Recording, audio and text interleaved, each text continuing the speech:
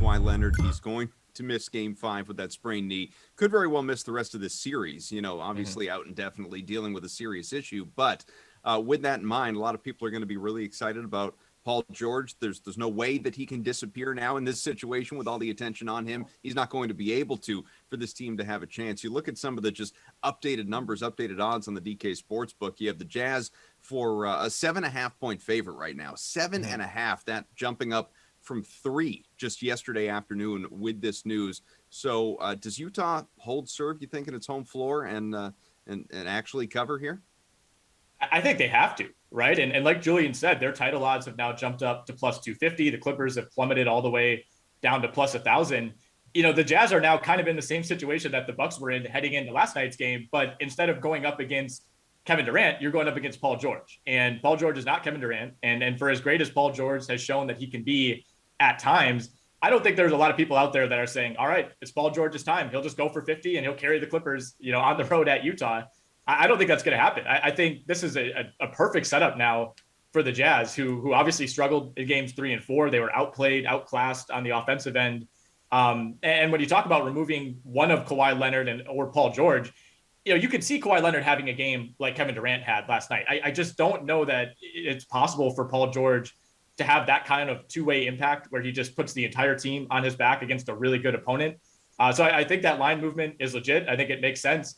And the other thing, that this really benefits Utah is they now have a little bit of leeway with Mike Conley, who I guess in this analogy is the James Harden of this series. If he's kind of 50-50 for this game, I think now you feel better about maybe giving him an extra 2 days to rest up for game 6, as opposed to throwing him back out there when the opponent doesn't have its best player. Jules, to Nick's point, can playoff P here go all Kevin Durant and obviously, help his team out, avoid the Jazz covering at home, or is that just unrealistic to ask? Utah's going to win this game, I think. Covering the 7 points. This is back down to 7. I think it'll settle around 7. I'll lay the 7 with Utah. I think it's, we've seen some domination at home on both sides of this series. Even though the Clippers kept it kind of close, it's going to be a different story without Kawhi. Now, that said, there's still some ways we can take advantage here. I'm very interested in looking at Paul George's 3-way prop on the points, rebounds, assists. I think he's going to get his numbers. I'm very interested in playing him for $8,600 on the 2-game slate. He's clearly going to have a lot more usage with Kawhi Leonard off the floor.